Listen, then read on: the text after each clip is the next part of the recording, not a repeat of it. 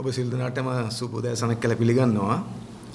විශේෂයෙන්ම අපි දැන් මේ අද මේ සාකච්ඡාව යොදා ගත්තෙම මේ වෙලාවේ අපේ රට මුණ පාලා තියෙන ටිකක් බරපතල අර්බුදයක් තියෙනවා මේ තෙල් සහ විදුලි අර්බුදයක්.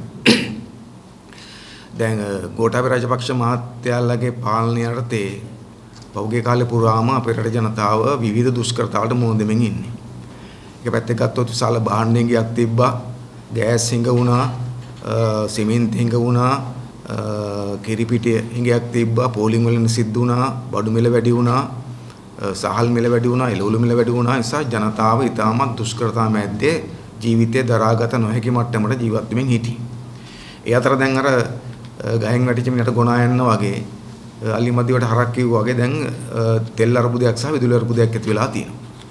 නිසා මේක මේ කලින් සිටම දැනෙච්ච අර්බුදයක්. නමුත් ආණ්ඩුව මේකට මැදිහත් නොවෙච්ච නිසා ආණ්ඩුව මේ අර්බුදේ විසඳීමට පියවර නොගත්ත නිසා දැන් මේ අර්බුදයත් අවසාන ගත්තොත් ජනතාව මත කඩා වැටිලා ජනතාව පීඩාවටපත් වෙන එකක් බවට පත් වෙලා තියෙනවා.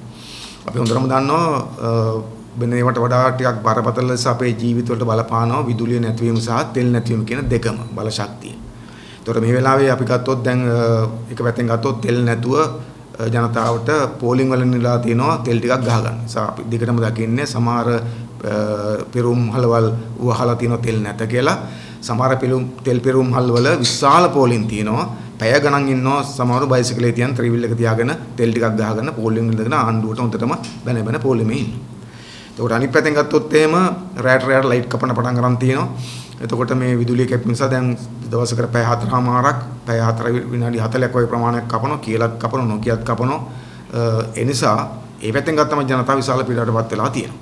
දැන් අපි හොඳටම දන්නවා මේ කාලේ කියලා කියන්නේ උසස් පෙළ විභාගේ තියෙනවා. නිසා ළමයි පාඩම් කරන්න ඕන. ඒතර උසස් පෙළ විභාගේ තියෙද්දි ළමයි පාඩම් කරන වෙලාවක රැයට පැය 2.5මාරක් විදුලිය කපපු ගමන්ම මුළු ජන ජීවිතේම උල් වෙනවා. ළමයිගේ පාඩම් කිරීම විතරක් නෙවෙයි දැන් අපි හිතුවොත් සාමාන්‍යයෙන් ගෙවල් වල රැකියාවට ගිහිල්ලා දෙන්නම බිරිඳ සහ ස්වාමියා දෙන්නම රැකියාවට ගිහිල්ලා නැත්නම් වෙන මොකක් හෝ ව්‍යාපාරයකට ගිහිල්ලා නැත්නම් එදිනදා කීයක් කර හොයාගන්න ගිහිල්ලා රැයට ගෙදර ඇවිල්ලා කොහොම හරි අමාරුවෙන් හාල් ටිකක් හොයන් ඇවිල්ලා ඒක හාල් ටික හොදලා රයිස් කුකර් එකේ දාලා ප්ලග් එක ගාලා ස්විච් එක දාලා විනාඩි 5කින් ලයිට් ගියාම මොකද්ද කරගන්නේ අය? ගෑස් උත් නැත්නම් මොකද්ද කරගන්නේ? ඒ නිසා ජීවත් වෙන්න එකක් හම්බ කරගෙන කන්න බැරි වෙලා තියෙනවා. හම්බ කරගත්තත් කන්න බැරි මට්ටමට බඩු මිල වැඩිලා තියෙනවා. අමාරුවෙන් හරිය මොනවා ටිකක් අරන් කන්න ආවට පස්සේ ඒක උයා ගන්න ගෑස් නැහැ එක්ක නැත්නම් ලයිට් නැත්නම් තත්ත්වයටපත් වෙලා තියෙනවා. ඒ නිසා මේක සාමාන්‍ය ජන ජීවිතය මත මහා දැවැන්ත බරක් පැටවිච්ච දරාගෙන බැරි අර්බුදයක් තියෙනවා. මොකද මේ කිසිවක් ගැන ආණ්ඩුවට කිසි වගේ වගක් නැහැ. කිසිම හැඟීමක් නැහැ. ආණ්ඩුවට කිසි බරක් තේරෙන්නේ නැහැ. ආණ්ඩුව ඇමතිවරු රටට විහිළු සපේ එකේ කතා ගියේ ප්‍රශ්නේ මගේ අරමින් ඉන්නවා. නිසා සාමාන්‍ය ගත්ත දැන් වෙලා තියෙන මොකද්ද ජනතාවට ජීවත් වෙන්න අරගල කරන්න වෙන්නේ ජනතාව දවල්ට පොලිමේ ඉන්නවා රැයට කරවලේ ඉන්නවා දවල්ට පොලිමේ රැයට කරවලේ දවල්ට පොලිමේ ඉන්නවා එක කිරිපිටියක් හොයාගන්න නැත්නම් තෙල් ටිකක් ගහගන්න රැයට ඊට පස්සේ කරවලේ තමයි ජීවත් වෙන්න සිද්ධ වෙලා තියෙන්නේ. නිසා මේක සාමාන්‍ය තත්ත්වයක් නෙවෙයි. ඊ타ත්ම පීඩාකාරී බරපතල අර්බුදයක්. ඒතර මෙතරම් පීඩාකාරී බරපතල අර්බුදයකට ජනතාව පත්තලා ඉඳෙද්දී ආණ්ඩුවේ නායකයෝ මේ සම්බන්ධයෙන් කිසිම වගකීමක් නිකින් තොරව කටයුතු කිරීම අපි දකින්න තා බරපතල ප්‍රශ්නයක් කියලා. මොකද මේ ආණ්ඩුව බලයට ආවේ ජනතාවට විශාල පුරුම් දීලා. ගෝඨාභය රාජපක්ෂ මහත්තයා කියන්නේ දුර දකින නායකයෙක් කරන්න බැරි කිසිවක් නැහැ. හැමදේම කරන්න පුළුවන්. සැලසුම් තියෙනවා, හැකියාවන් තියෙනවා, සංකල්ප තියෙනවා කියලා ගොඩක් කතන්දර අපට කිව්වා. ඒ විතරක් නෙවෙයි අපි කවුරුත් දන්නවා ආණ්ඩුව විශාල ජනවරමක් කිල්ලුවා ජනතාවගේ ප්‍රශ්න විසඳන්න. ඒ නිසා ජනතාව ජනාධිපතිවරණයේදී 69 ලක්ෂයක් ඡන්දෙ දුන්නා. ඊට පස්සේ ආණ්ඩුව කිව්වා ඒකමදී 3-2 ආණ්ඩුවක් ඕන එක ප්‍රශ්න විසඳන්න. 3-2ක් නැත්නම් කිසි ප්‍රශ්නයක් විසඳන්න බෑ කිව්වා. ඉතින් ජනතාව 3-2කට ආණ්ඩුවකුත් දුන්නා. ඊට පස්සේ කිව්වා 3-2 ආණ්ඩුවමදී ජනාධිපතිවරට තව බලතල වුණායි කිව්වා. ඊට පස්සේ 20 වෙනි සංශෝධනය සම්මත කරගත්තා. දැන් මොනවද අඩු ආණ්ඩුවට? ජනාධිපතිවරයෙක් ඉන්නවා සියලු බලතල සහිත. ඊට පස්සේ 3-2 පාර්ලිමේන්තුවක් තියෙනවා. ඉතින් සියලු බල ඒගොල්ලෝ සතුව තියෙනවා. හමුදාවත් යොදව ගන්නවා. හැබැයි මේ ඔක්කොම තියෙද්දී ලයිට් දෙන්න පුළුවන් කමක් නැහැ. තෙල් ටික දෙන්න පුළුවන් කමක් නැහැ. ජනතාව කරවලේ ඉන්නවා. වාහනයක් තියෙන කෙනා පොලිමේ ඉන්නවා. ඒතකොට ආණ්ඩුවක් වැඩක් නැහැනේ. නිසා ආණ්ඩුවක් නැති මට්ටමටලා තියෙනවා. මේ ඔක්කොම තියෙද්දී ජනාධිපතිවරයා වෙන කොයිද ලෝකේ ජීවත් වෙනවා. ඇත්තට ගත්තොත් අපේ රටේ ජනාධිපතිවරයා ගෝඨාභය රාජපක්ෂ මහත්තයා මේ අපි ජීවත් වෙන ලෝකේ ජීවත් වෙන්නේ නැහැ. යාට මේ ලයිට් කැපෙන එක හරිය තෙල් නැති එක හරිය බඩු මිල වැඩි වෙච්ච එක ඒව දැනන්න එයා ඉන්නේ වෙන සංකල්පවල. එයා ඉන්නවා මොකද්ද? එයා ඉන්න ලෝකය ඇතුලේ කාබනික වගාවන්ගෙන් ඊටමත් සරුසර අස්වැන්න ගන්න ලෝකෙක එයා ජීවත් වෙන්නේ. එයා ජීවත් වෙන ලෝකය ඇතුලේ අවුරුදු 2කට කලින් පෝර ගැහුවම අදටත් තේවල හොඳට දලුන් යන්න පුළුවන් කියන මතයක එයා ඉන්නේ. එයා හිතන්නේ අවුරුද්දක් පෝර ගැහුවම අවුරුදු 3-4ක් යනකම්ම දලු කඩන්න පුළුවන් කියලා තේ ගස් වලින්. එයා හිතන්නේ මිනිස්සු මේ හොඳට කාලා බිල්ල සැපෙන් ඉන්නේ කියලා. සෞභාග්‍ය දැක්මක් ගැන කතා කරනවා. දැන් මේ ඊපෙර අපි දැක්ක අර අනුරාධපුරේ රැළිය තියලා කිව්ව දේ තමයි මේ අවුරුදු දෙකක් අපත ගියා. ඉතිරි අවුරුදු 3 සෞභාග්‍ය දැක්ම හොඳට කරනවා කියලා. දැන් සෞභාග්‍ය දැක්ම බලන්න වෙන්නේ කරුවලේ තමයි. ඒකවත් කරගන්න වෙන්නේ නැහැ. ඒ නිසා ගෝඨාභය රාජපක්ෂ මහත්තයාත් දැන් දුර දකින්න වෙන්නේ නැහැ. දුර දකින්න බෑ, ළඟ දකින්න බෑ. මොකද රට කරුවලේ තියෙන්නේ. ඉතින් මේ මට්ටමට රට වට්ටලා ඒ පිළිබඳ කිසිම වගකීමක් දරන්න නැතු ඉන්නේ අපි දකින්නේ පාලනයකට ඉතාමත්ම බරපතල අනුතුරුදායක තත්ත්වයක් මේ තියෙන්නේ. ආණ්ඩුව මේකට වග කියන්න ඕන හැමතිරු වග කියන්න හැබැයි කිසි කෙනෙක් මේ අර්බුදේ වග කියන්නේ නැහැ. ඒ නිසා ජනතාව එක පැත්තෙන් කියනවා පීඩාවක ඉන්නවා. අනික අඩුම ගානේ ජනතාවට අවබෝධයක් නැහැ මොකද්ද වෙන්නේ කියලා. ආණ්ඩුව හරියට කියන්න එපා. මොකද වෙන්නේ කියලා. ලයිට් දෙනවද නැද්ද? තෙල් දෙන්න පුළුවන්ද නැද්ද? කවද නැගන් නැද්ද? ඒ මොකක්වත් නැහැ. එක එක දවසට එක එක කතා කියමින් ප්‍රශ්න මගාරමින් යනවා. ඉතින් අපි දකින්නේ ඇත්තගතොත් මේ ඉන්ධන අර්බුදය සහ මේ විදුලිය කැපීමේ අර්බුදය මේ හදිසිය කඩාපාත් වෙච්ච එකක් නෙවෙයි. උන අපිට මොකක් හරි ස්වභාවික විපතක් නිසා හරි සුළු සුළඟක් ඇවිල්ලා කම්බි කැඩලා එහෙම වෙච්ච එකක් නිසා හරි එහෙම නෙවෙයි. මේ පහුගිය කාලයක් තිස්සේ මේකේ පෙරමග ලකුණු තිබ්බා. තෙල් මිල වැඩිවීමේ ලකුණු තිබ්බා.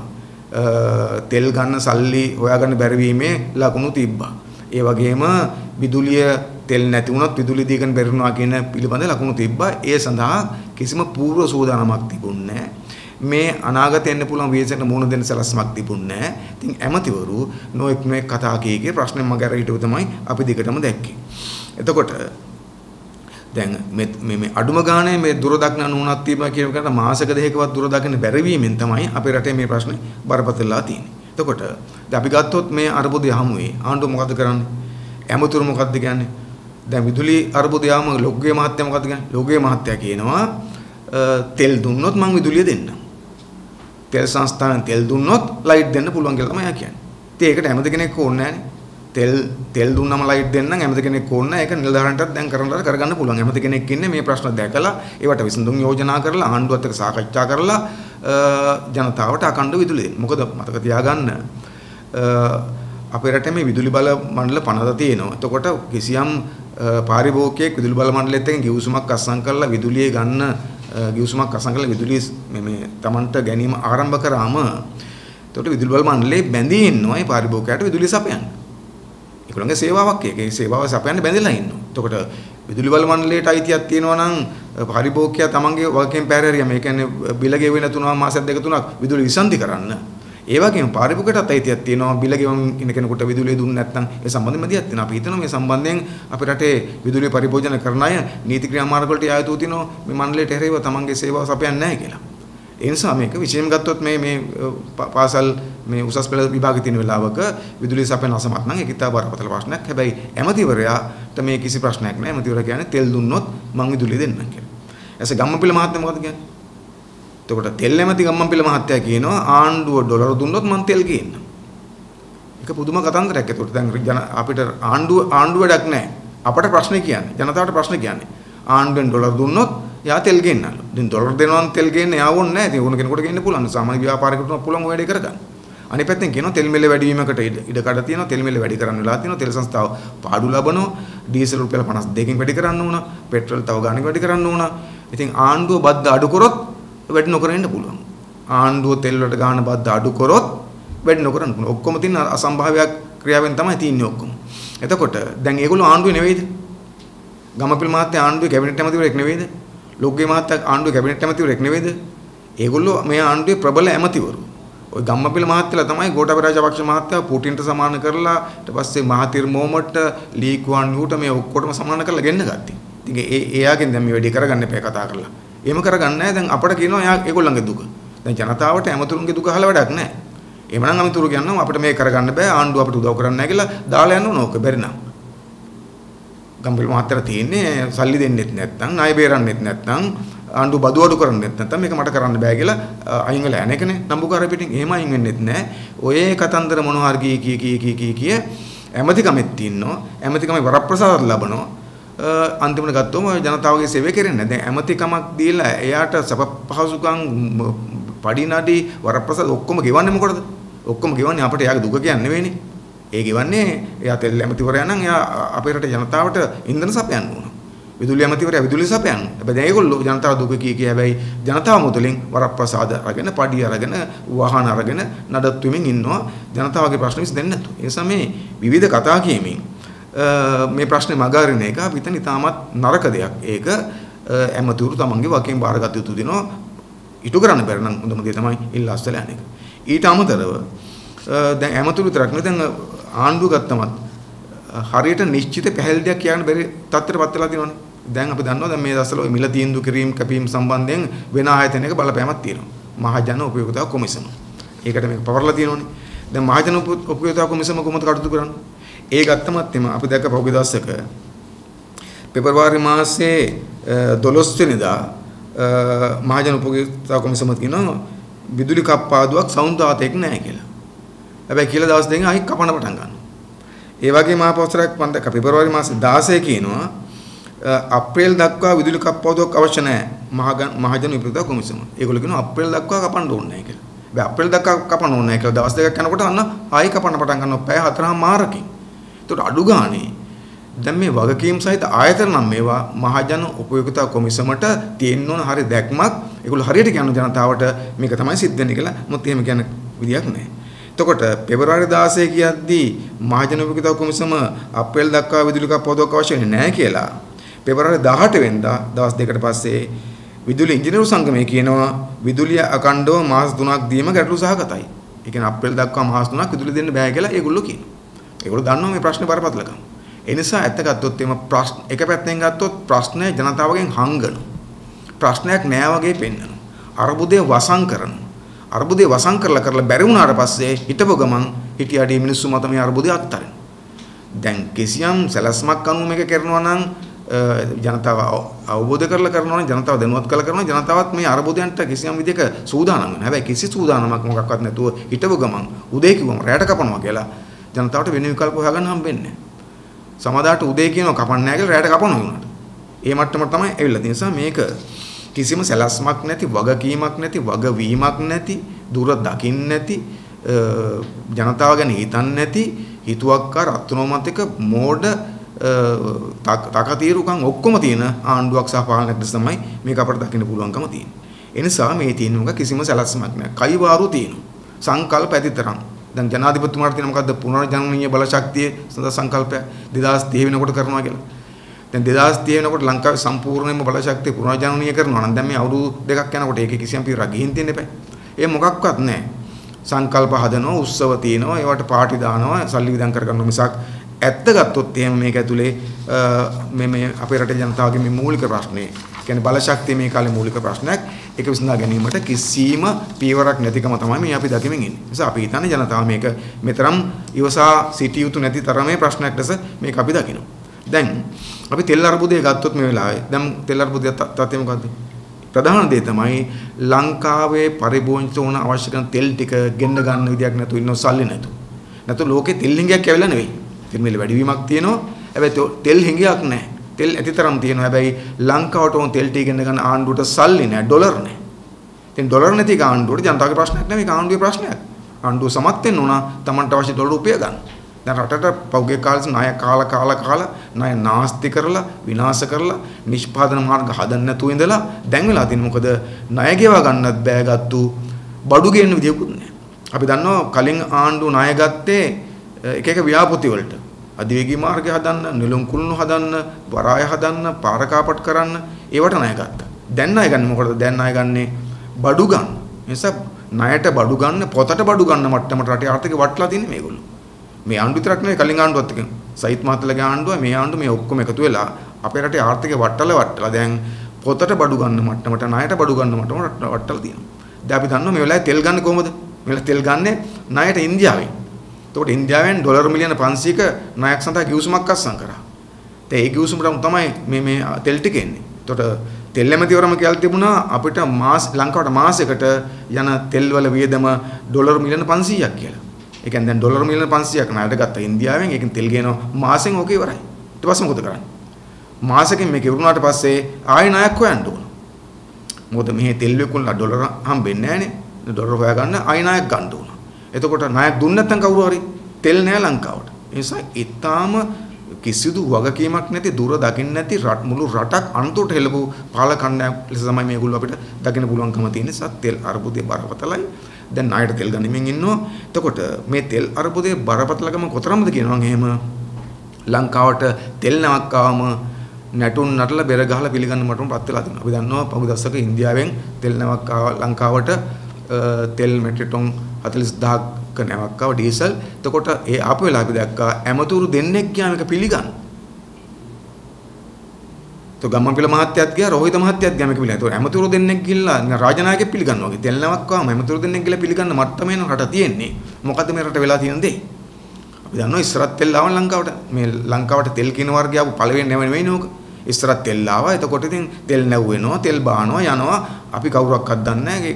ඒක ප්‍රවෘත්තියක් නෙවෙයි. ඒක ඔබට ප්‍රවෘත්තියක් නෙවෙයි. අද වෙලා තියෙන මොකද්ද? අද මේ අරුබුදේ කොතරම්ද කිව්වොත් එම තෙල් නැවක් ලංකාවට අයෙම අපේ ජනමාධ්‍ය වලට ලොකු ප්‍රවෘත්තියක් වෙලා. තෙල් නැවක් ලංකාවට එනකොට ඒක පිළිගන්න ඇමතුරු දෙන්නෙක්ට යන්න වෙලා. ඒතරම් අරුබුදකාර තත්ත්වයට මේ රට වටලා තියෙන්නේ. කවුද වග කියන්නේ? මේ මෙතෙක් කල මේ රට පාලනය කරපු පක්ෂ දෙකම මේකට වග කියන්න නිසා තෙල් අරුබුදේ බරපතලලා තියෙනවා. අනිත් පැත්තෙන් ගත්තම දැන් අපි දන්නවා ඉන්ධන මිල ඉලෑම අනතුරක් තියෙනවා. හැමතිස්සෙම උදේ හවස මතක් කරනවා අපිට ගම්මන්පිල මහත්තයා. මොකද්ද මතක් කරන්නේ අර එල්ලන් ඉන්න මිනිහට මතක් කරනවා වගේ උදේ හවස මතක් කරනවා අපිට තෙල් මිල වැඩි වෙන්න පුළුවන්. මට මේක බේර ගන්න බෑ. ආණ්ඩුව බද්දායි කරේ නැත්නම් වැඩි වෙන්න පුළුවන්. ඩීසල් 52කින් වැඩි වෙන්න පුළුවන් කියලා උදේ හවස මතක් කරගෙන. දැන් ප්‍රශ්න තියෙන්නේ ගම්මන්පිල මහත්තයා මේ ජනතාවට උදේ හවස මේක මතක් කරලා වැඩක් නැහැ. තෙල් මිල වැඩි නොවෙන්න ක්‍රමයක් එයා හදන්න ඕන. මොකද අපි හිතනවා එහෙම ක්‍රමයක් තියෙන්න ඕන කියලා. හේතුව තමයි අපිට හොඳට මතකයි ගෝඨාභය රාජපක්ෂ මහත්තයා බලයට එනකොට ලෝකෙන්ද පොලේ තෙල් මිල හොඳට මඩුලා තිබ්බේ. ඩොලර් නිකන් 30 ගාණට 20 ගාණට බහැලා තිබ්බා බැරල් එක. එතකොට ඒ හොඳට මඩුලා තියෙන වෙලාවක අපි දේශපාලන පක්ෂ විපක්ෂ අපි කවුරුත් කියද්දී මේ තෙල් මිල අඩු වීමේ වාසිය ජනතාවට දෙන්න ඒ මොහොතේ තිබිච්ච තෙල් මිල අඩු කරන්න කියලා ආණ්ඩුව මොකද කිව්වේ? ආණ්ඩුව කන ඇවිල්ලා තෙල් මිල අඩු කරන්න බෑ. අපි මේ වාසියෙන් හදනක අරමුදලක්. දැන් අපි ආන්න කැමති කොහේ අරමුදල කියලා. තෙල් මිල ලෝක වෙළඳ පොලේ තෙල් මිල අඩු වෙලා තියෙද්දි ඒ වාසිය ජනතාවට නොදී වැඩි මිලට තෙල් විකුණලා ඒ ඉතුරු ලාභයෙන් අරමුදලක් හදනවා කිව්වා. කොහේ අරමුදල? ඒකට මොකද උනේ? ඒ අරමුදල දාලා මේ පාඩුව පියෝගන්න. අනිත් පැත්තෙන් ඒ කාලේ අපිට මතකයි ආණ්ඩුවේ මහත්තුරු කිව්වා තෙල් මිල අඩු කරාම ඒ සහන යන්නේ තෙල් ගහන අයට විතරයි. ඒ නිසා මේ හැමෝටම මේ සහන දෙන්න අපි තෙල් සහනේ පරිප්පුලෙන් දෙන්නම් කිව්වා. ලෝකේ පළවෙනි රට තෙල් මිල අඩු වුණාම පරිප්පුල අඩු කරනවා කිව්වා. 60 පාර පරිප්පු දෙන්නම් කිව්වා. දැන් පරිප්පු 300 ගන්න පැනලා. ඒ නිසා එක එක විහිළු සහගත කතන්දර කීමේ මගහැරියා මිසක් තෙල් අර්බුදෙට උත්තරේ වෙන්නේ නැහැ. දැන් වෙලා තියෙන්නේ මොකද්ද? ලෝකෙන්ද වල තෙල් මිල වැඩි වෙනවා.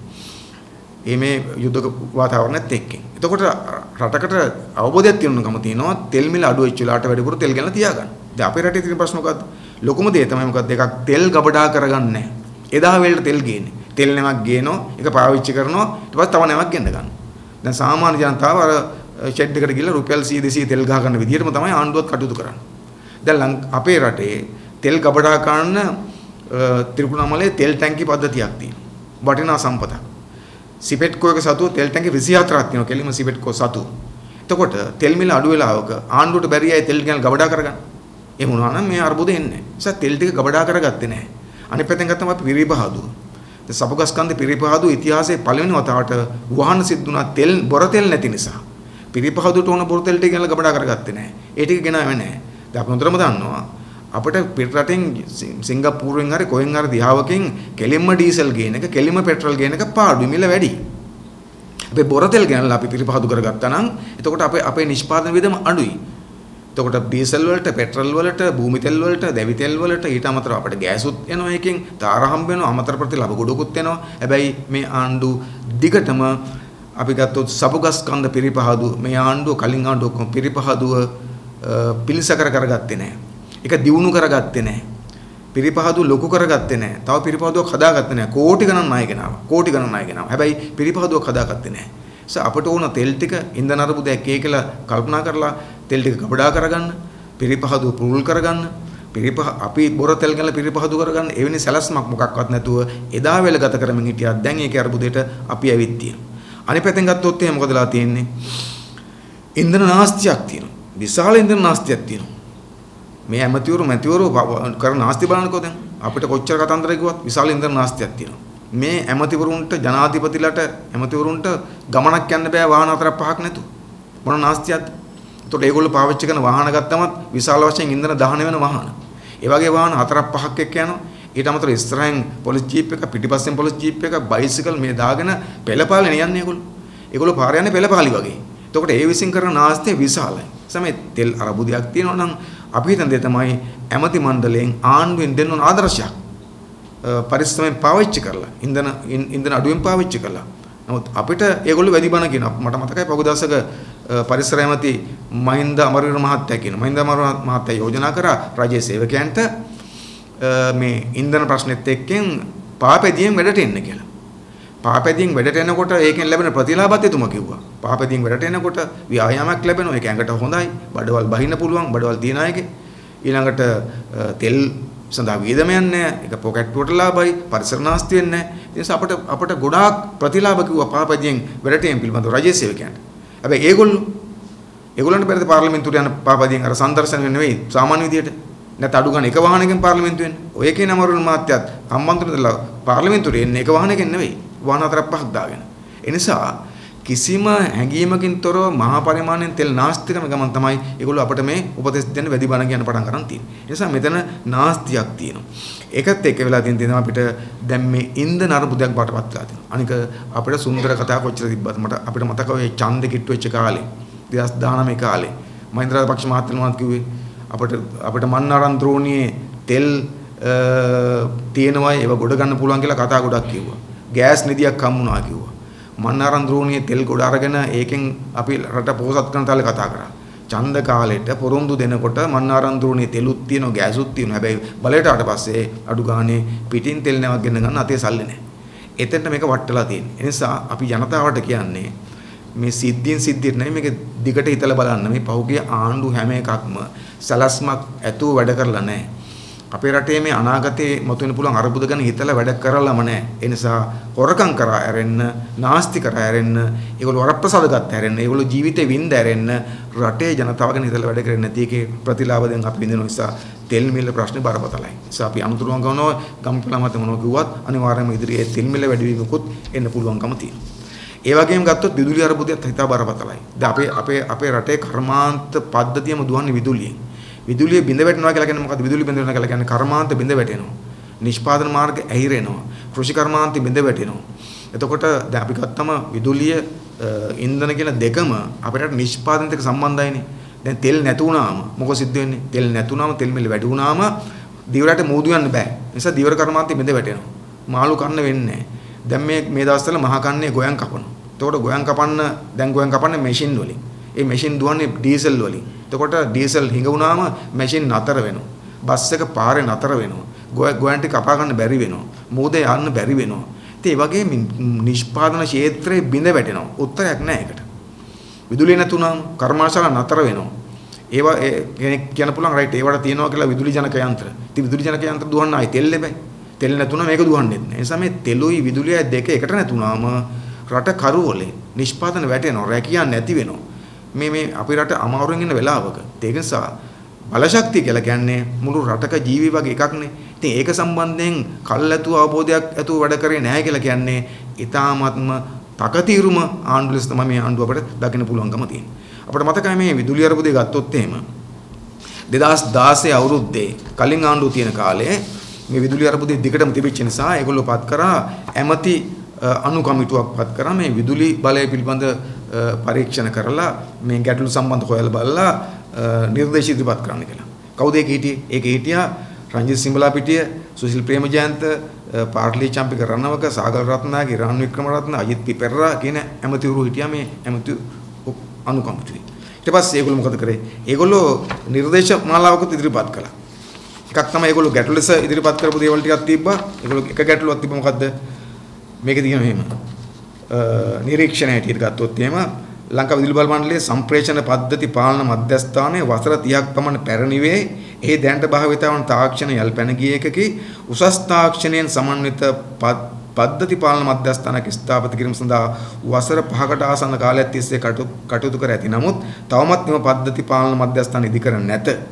මේ හේතු නිසා පද්ධතිය බිඳ වැටීම් පාලනය කිරීම අපහසු වන අතර නැවත පද්ධතිය ඉක්මනින් යථාර්ථයටපත් කිරීම තා අපහසුයි. එතකොට ඒ වෙනකොටත් අවුරුදු 5ක් තිස්සේ මේක හදන්න යනවා කරන්න බැරි වෙලා තියෙනවලු. දැන් කොච්චර කල් ගිහිල්ලාද? මේ 2016. එතකොට දැන් ගත්තොත් එහෙම දැන් මේ 2022 අපි අවුරුදු 6ක් විතර ගිහිල්ලත් මේක කෙරලා නැහැ. ඒ නිසා මේකේ පරීක්ෂණ කරනවා, නිරීක්ෂණ දෙනවා, යෝජනා තියෙනවා. නමුත් වැඩේ කෙරලා නැහැ. අනික නොරොච්චෝලේ ගල්ලංගුරු බලාගාරය. ඒක හැමතිස්සෙම මේ තාක්ෂණ දෝෂයක් නිසා බිඳ වැටෙනවා. ඒක හදන්න කියලා යෝජනා වෙනවා. හැදිලා නැහැ. ඒ නිසා ඒගොල්ලන්ගේ යෝජනාවලම තිබ්බා මොකද්ද නොරොච්චෝලේ විදුලි බලාගාරයේ පවතින ආවේනික දුර්වලතා ඉවත් කරගෙන නිසා වහම පියවර ගත යුතුයි කියලා. හැබැයි පියවර අරගෙන නැහැ නේ. දැන් මේ නිසා මේ හැමතිකමටපත් කරනවා. එවැනි යෝජනා ගේනවා. නමුත් ඒ යෝජනා මොකක්වත් කරෙන්නේ නැහැ. නිසා විදුලි අරබුදයට විසඳුම් ආවෙම නැහැ. එතකොට අනිත් පැත්තෙන් ගත්තොත් එහෙම හැමදාම කතන්තර තිබ්බ අපි විකල්ප විදුලි බල ශක්තිය හොයන්න ඕන කියලා කිව්වා. හැබැයි කවදාකවත් අපිට එහෙම එකක් හදලා නැහැ. එහෙම හැදුවේ නැහැ. තිබිච්ච ඒවත් එහෙම මෙට ගැලෙව්වා. මිසක් කියන්නේ සලස්මක් සහිතව අපි අවුරුදු කීපයක් ඇද්දි එහෙම කරනවා කියලා කරේ නැහැ. ඒ නිසා දැන් වෙලා තියෙන්නේ මොකද්ද? වැස්ස නැතනොත් විදුලිය නැහැ. තෙල් නැත්තම් විදුලිය නැහැ. ඔතනට ප්‍රශ්නේ වෙලා තියෙනවා. ඒක අපි තෙල් මත නම් අපේ රටේ විදුලිය ඉපදවීම තියෙන්නේ. තෙල් කියන්නේ අපේ රටේ තියෙන දෙයක් නෙවෙයි පිටින් ගෙන එකක මිල වැඩි වෙන්න පුළුවන් ඒව නැති වෙන්න පුළුවන් ඊපස්සේ ලංකාවේ විදුලි නිපදවීමේ වැඩි ප්‍රමාණය ඉන්ධන මත පවතිනවා නම් ඒක ඊටාම අනුතුරුදායකයි. ඒක වෙනස් කළ යුතුව තිබුණා. ඒ නිසා අපි ජල විදුලිය මීට වඩා වැඩි ප්‍රමාණයක් යොදාගන්නේ කොහොමද? සුළං බලය යොදාගන්නේ කොහොමද? මෝදුරු වල යොදාගන්නේ කොහොමද? ඊට පස්සේ හිරුවෙලි යොදාගන්නේ කොහොමද? ඔය පුනර්ජනනය කියලා කියන්නේ. ඒවා පිළිබඳව මීට වඩා වැඩිපුර මැදිහත් විය යුතු ඒවා කරේ නැහැ. ඔය ඉතින් යෝජනා කර හිටියා අවසන් ප්‍රතිඵලය තමයි දැන් තෙලුත් නැහැ තෙල් නිසා විදුලියක් නැත තත්ත්වයටපත් වෙලා තියෙනවා. දැන් පහුගිය දවස්වල වෙච්ච දේ අපි දන්නවනේ. පහුගිය දවස්වල ජලාශය පිරලා තිබ්බා. ඔය නොවැම්බර් දෙසැම්බර් කාලේ. එතකොට මේ තෙල් අඩුවෙන් පාවිච්චි කරන ඕන නිසා විදුලි වල මණ්ඩලය කරපු දේ තමයි ජලාශය වැඩිපුර පාවිච්චි කරලා ජල විදුලිය වැඩිපුර නිෂ්පාදනය කරගත්තා. ජල විදුලිය ලාභයි. ඒ නිසා ඒගොල්ලෝ වැඩිපුර ජල විදුලිය පාවිච්චි කිරීමේ ප්‍රතිඵලය මොකද? ජලාශය ඉක්මනින් හිඳුණා. දැන් පෑවිලකුත් ඇවිල්ලා. නමුත් ඇත්ත ගත්තොත් ජලාශය ඉඳලා තියෙන්නේ පෑවිල්ලට නෙවෙයි. දැන් පායන අරගෙන තා කෙටි කාලයක්. ජලාශය ඉඳලා තියෙන්නේ ජල විදුලිය වැඩිපුර පාවිච්චි කරා ජලාශය නිසා දැන් ජලාශ වලින් විදුලි නිපදවීම ගොඩක් අඩු වෙලා තියෙනවා. ඊට පස්සේ කුඩා ජල විදුලි බලාගාර වල නිෂ්පාදනයත් අඩු වෙලා තියෙනවා. නිසා දැන් අපේ රටේ විදුලි නිෂ්පාදන 70%ක් විතර තනිකරම මේ විදුලිය මේ තෙල් වලින් ඉන්ධන වලින් දුවන්න සිද්ධ වෙලා තියෙනවා. ඒ අතර නොරොච්චෝලේ ගල්ලංගුරු බලාගාරය හැමතිස්සෙම බිඳ වැටෙනවා. නිසා ඒක විශ්වාස කරන්න බැරි එකක්. ආණ්ඩුව වගේම තමයි ඒක. කිසි විශ්වාසයක් තියන්න බෑ ඒ පිළිබඳව. එතකොට තෙල් වලින් නම් විදුලි නිපදවන්නේ තෙල් නැති වෙච්ච ගමන්ම තෙල් මිල වැඩි වෙච්ච ගමන්ම ඉතින් විදුලිය දී ගන්න බැරි වෙනවා. ඕක තමයි වෙලා තියෙන ප්‍රශ්නේ.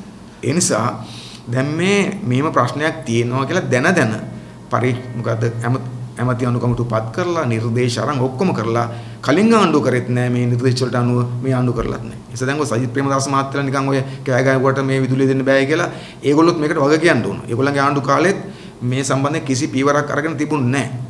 හැමදාම සිද්ධුනේ මොකද්ද? ඒගොල්ලෝ විපක්ෂයේ ඉන්නකොට සම්දර්ශනේ පෙන්වන්නේ අපිට මතකයි ඔය රනිල් මහත්තයාගේ මෛත්‍රීපාල මහත්තයාගේ ආණ්ඩුව තියෙන කාලේ තෙල් මිල වැඩි වුණාම මහින්ද රාජපක්ෂ මහත්තයලා පාපැදියෙන් ආවා පාර්ලිමේන්තුවට සම්දර්ශනයට විරෝධය පළ කරනවා. දැන් ඒගොල්ලෝ බලයට ඇවිල්ලා. දැන් ඒගොල්ලෝ තෙල් මිල වැඩි කරනවා. ඒගොල්ලෝ දැන් විදුලිය කප්පවද කරනවා. එතකොට මොකද වෙන්නේ? එතකොට අනික් කට්ටිය බර කරත්තෙන් එනවා. ඒ නිසා ඒගොල්ලන්ගේ මේ සම්දර්ශන මිසක් කවුරුවක්වත් මේ වගකීමෙන් බාරගෙන මේ ප්‍රශ්න විසඳන අය නෙවෙයි. ඒ නිසා අපි ජනතාවට කියන්නේ ඒ ඔය සම්දර්ශන වලට රැවටෙන්න එපා. බර කරත්තෙන් යන ඒවා ඒගොල්ලන්ට පොඩි ආතල් වෙන්න පුළුවන්. බයිසිකලින් යන ඒවා පොඩි දුරකට ආතල් වෙන්න පුළුවන්. කාර් පිරිවරාගෙන වාහන පිටිපස්සෙන් අරගෙන බයිසිකල් පදින එක. ඒ නිසා මේ මිනිසුන්ට ආතල් දෙන වර්ගයේ සම්දර්ශන වලට රැවටෙන්න එපා. මේ ප්‍රශ්න වලට දිගු කාලයෙන් විස්තර විසඳුම් හොයන්න ආණ්ඩුවක් ඕන. ඒ වැඩේ මේ ආණ්ඩු දෙකම කරන්න නිසා මේ ආණ්ඩු දෙකම අයින් කරලා මේ ප්‍රශ්න වලට ස්ථිර විසඳුම් හොයන ආණ්ඩුවක් හදන්න අපේ රට ජනතාව දැන්වත් අධිෂ්ඨාන කරගත යුතු තියෙනවා. නැත්තම් මීට වඩා ප්‍රශ්නේ බරපතල වෙනවා. දැන් බලන්න කල්පනා කරලා. දැන් විදුලි ප්‍රශ්න ගත්තොත් එකක් තමයි විදුලි අරබුදයක් කලින් දැකලා ඒකට අනුව පියවර නොගැනීමේ ප්‍රශ්නේ එක පැත්තක මෙතන තියෙනවා. ජලාශවල ධාරිතාව වැඩි නොකර ගැනීමේ ප්‍රශ්නේ මෙතන තියෙනවා. අනිත් පැත්තෙන් ගත්තම ජලාශ වලට අදාළ කරන ගොඩක් ඔය කැලෑලි කරලා ජලාශ වලට ජල උල්පත් විනාශ කරලා ජලයේ සැපෙන මාර්ගත් විනාශ කරලා තියෙනවා. මේවා එකිනෙකට සම්බන්ධයි. ඒ ඔක්කොම අසන පැත්තෙන් විදුලියේ නාස්තියක් තියෙනවා. දැන් මේ ආණ්ඩුව විදුලිය අර පරිස්සම් පාවිච්චි කරනවද? දැන් අපිට විදුලි අර්බුදයක් එනවා කියලා දැනගත්තා නම් ආණ්ඩුවට තිබුණා කල් ඇතුව ජනතාවට කතා කරලා ඒගොල්ලෝ තීන්දුව අරගෙන ආණ්ඩුව ආදර්ශයක් දීලා රජයේ ගොඩ නැගිලිවල තේරුමක් නැතුව ලයිට් දාලා තියෙන තැන්වල විදුලිය අර පිරිමස්යෙන් පාවිච්චි කරමින් ආදර්ශයක් තියෙනවා. මොකද එහෙම කරේ නැහැ ඒගොල්ලෝ. ඒගොල්ලෝ ඇත්තටම විදුලිය පාවිච්චි කරගත්තා. අනිත් පැත්තෙන් ගත්තම දැන් තව ප්‍රශ්නයක් තියෙන එක තමයි විදුලි බල මණ්ඩලයේ මහා දැවන්ත නායකාරයෙක් වෙලා. විදුලි බල මණ්ඩලයේ තෙල් සංස්ථාවට ණය සමහර විට ඔය තෙල් සංස්ථාව තෙල් දෙන්නේ නැතු යන්නේ මේ ණය නිසා. එතකොට කොච්චර ණයද?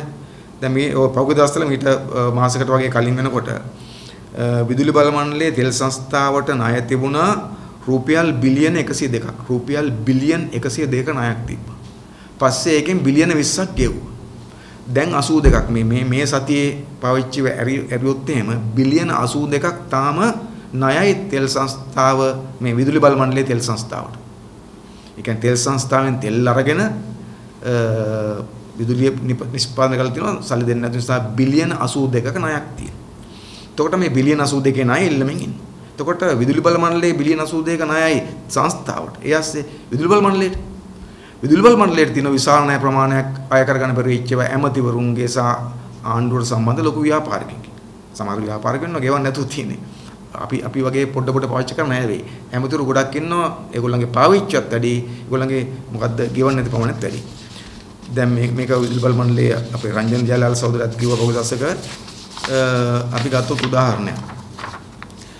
මේ මගේ අතේ තියෙන්නේ මේ ලියුමක් තියෙන්නේ මේ විදුලි බල මණ්ඩලයෙන් අමාත්‍ය කෙහෙලින මුක්කල මහත්තයාට ආපු ලිපිය මේ තියෙන්නේ. එතකොට මේ වල තියෙන්නේ හේමන්ත රණසිංහ නියෝජ්‍ය සාමාන්‍ය අධිකාරී කොළඹ නගරේ විදුලි බල මණ්ඩලයේ. එතකොට මේ ලිපියක් කියවනවා. එතකොට මේ ලිපිය කියන්නේ මොකද්ද? ගරු කෙහෙලින මුක්කල මහතුමා නොම්බර 453 සරණපාර කොළඹ 7.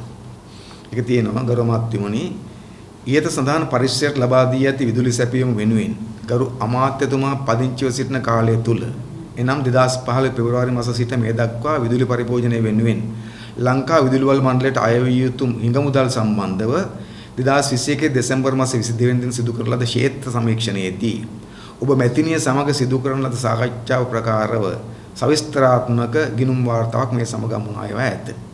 ඒ අනුව මෙම පරිශ්‍රයට අදාළ විදුලි පරිභෝජනය වෙනුවෙන් 2021 දෙසැම්බර් මාස දක්වා එන විතර මාස දෙකකට කලින් දෙසැම්බර් මාස දක්වා ගරු අමාත්‍යතුමාගෙන් විදුලි බල මණ්ඩලයට අය විය යුතු මුදල රුපියල් 1,20,56,803.38ක් වේ. දැන් සෙල්ලම්ද මේක. කියන්නේ කෙලින මුක්කල් මහත්තයා ඉන්න ගෙදර විදුලිය පාවිච්චි කරලා බිල් ගෙවන්න නැතුව දැන් ලැබිය යුතු මුදල 2021 දෙසැම්බර් මාසයේ වෙනකොට ලැබිය යුතු මුදල විදුලි බල මණ්ඩලයට හිඟ බිල කොච්චරද?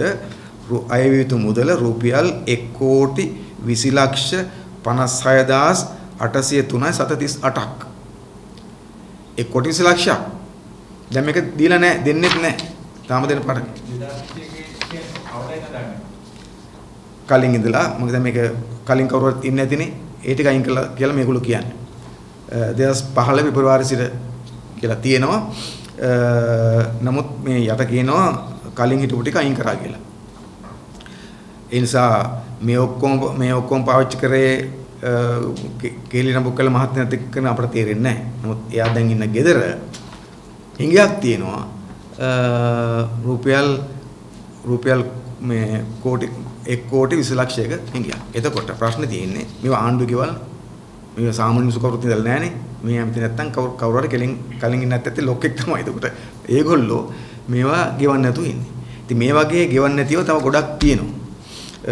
විශාල ප්‍රමාණයක් නෝ අය වෙන්නේ නැති. එතකොට දැන් ආණ්ඩුවේ ප්‍රධානීන් ඇමතිවරු පවා දැන් ඇමතිවරුනේ ආදර්ශයක් දෙන්න ඕනකම තියෙන ආණ්ඩුවක් කරගෙන යනකොට රටක් කරනකොට ඒගොල්ලෝ පවා විශාල වශයෙන් එකක් මේකේ මේ පාවිච්චි විශාලකම. අනික තමයි මේ බිල් ගෙවන්න නැතුව ඉන්න එක. ඒ නිසා තමයි මේක තියෙන මෙහෙම එකක්. මේ මුදල ඔබගේ පරිභෝජන සහ ඔබගේ පරිභෝජනට අදාළ හිඟ මුදල් මත පමණක් පදනම්ව අධිභාර මුදල් ගණනය කොට සකසන ලද නිවැරදි ගුණ ප්‍රකාශ කරන අතර. ඒ නිසා මේක තියෙන්නේ කේලිය මහත්තයා පාවිච්චි කරපු විතරක් කියලා කියන්නේ. මේ මුදල ඔබගේ පරිභෝජන සහ ඔබගේ පරිභෝජනට අදාළ හිඟ මුදල මත පමණක් පදනම්ව අධිභාර මුදල් ගණනය කොට සකසන ලද නිවැරදි ගුණ ප්‍රකාශයක් වන අතර මින් පෙර යොමු කර ඇති ලිපිවල සඳහන් හිඟ මුදල් නොසලකා හරින මෙන් කාරණක දන්වා සිටිමි. පරණේ වැත්තට දාලා තියෙනවා. ඉතින් ඒ නිසා ඉතා පැහැදිලි මේගොල්ලෝ මේ පාවිච්චි කරන විදිය. ඉතින් අපි කියමින් හිටියේ මොකද්ද? මේ නිසා මේ ප්‍රශ්න ඊටාම බරපතලයි. ඉතින් අවසාන ගත්තොත් මේ සියල්ලේ බරදරන වෙලා තියෙන්නේ ජනතාවට. ඒ නිසා ආණ්ඩුවක් හැටියට ජනතාවගේ අත්‍යවශ්‍ය ඒවා මේවා විදුලිය ඊට පස්සේ තෙල් අත්‍යවශ්‍යවා. දැන් මේවා බිඳ වැටුණාට පස්සේ ඊළඟට එන්නේ මොකද්ද? මේක බලපානවා ජලයට. දැන් විදුලියේ තිස්සෙම නැත්තම් පොම්පාගාර දුවන්න බැරුණොත් එහෙම ඊට පස්සේ වෙන්නේ මොකද්ද? ජලයේ කැපිල්ල කප්පාදුකුත් වෙන්න පටන් ගන්නවා. ඒක විදුලියත් නැහැ. ඊට පස්සේ ඉන්ධනත් නැහැ. ජලයත් නැති වුණාට පස්සේ මිනිස්සු කොහොමද ජීවත් වෙන්නේ? දැන් අපි දන්නවා අපි දැන් ජීවත් වෙන්නේ මීට අවුරුදු 100කට කලින් යුගයක නෙවෙයි. ඒ නිසා අපේ රටේ ජනතාව ගෙවල් හදාගෙන තියෙන්නේ, ගෙවල් හදලා තියෙන්නේ, අපේ රටේ ජනතාව පුරුදු වෙලා තියෙන්නේ කුප්පි ලාම්පුවෙන් පාඩම් කරන යුගයකට ආපහු අපිට යන්න බෑ. අපි පුරුදු වෙලා තින්නේ විදුලියත් එක්ක වැඩ කරන. ඒක යන එක වැරදි. අපි අතීතයට යන්න ඕනේ නෑනේ. නමුත් වෙලා තියෙන දේ තමයි ඔය සංවර්ධනය පිළිබඳ පම්පෝරි ගහලා අවසානයේ රටට ඕන කරන තෙල් ටික දෙන්න බැරි, විදුලිය දෙන්න බැරි මට්ටමකට රට වටලා තියෙනවා. ඉතින් ඒ නිසා මේක අපි දකින්න බරපතල හැටියට දැන් මේක ASCII තව ප්‍රශ්නකුත් අපි හිතනවා ඇති කියලා. ඒක තමයි දැන් ආණ්ඩුව පහුගිය දාල් දිගටම මේ බලශක්ති ක්ෂේත්‍රයේ තියෙන දේවල් විකුණා දැමීමේ උත්සාහයක තිබුණා. එතකොට ඒකට විශාල විරෝධයක් ජනතාවගේ පැත්තෙන් තියෙනවා. මේ තෙල් සංස්ථාවේ පැත්තෙන් විදුලි බල මණ්ඩල පැත්තෙන් තියෙනවා. විදුලි බල මණ්ඩලෙත් කලින් වගේ නෙවෙයි. කෑලි තුනකට කඩලා විකුණන්න ගිහිල්ලා නතර කරගෙන ඉන්නේ. දැන් තෙල් සංස්ථාවේ පැත්තෙන් ගත්තම තෙල් ටැංකිය ටිකක් වික්කා. ඊට පස්සේ අනිත් පැත්තෙන් ගත්තොත් එහෙම අපි දන්නවා දැන් ඔය තව දේවල් විකුණන්න උත්සාහ කරමින් ඉන්නවා. IOC එකට පෙට්‍රෝෂෙට් ගන්නවත් දීලා තියෙනවා. දැන් IOC එකත් තෙල් බෙදනවනේ. දැන් සිපෙට්කෝ එකෙන් තෙල් බෙදන එක නතර වෙනකොටම IOC වලත් නෑ තමයි. ඒවත් තෙල් නැති වෙනවා. එතකොට දැන් IOC එකට දීපේකේ ප්‍රතිඵලයක් නෑ. දෙකම එකයි. ඒ නිසා මෙතන මේ විකුණනම රට පාඩුවක් මිසක් රට කිසිම ලාභයක් වෙලා නැහැ. ඊට පස්සේ අපි කවුරුත් දන්න දැන් ඔය කෙරවල පිටිය හදන්න යන LNG බලාගාරය විදුලි සම්බන්ධයෙන්.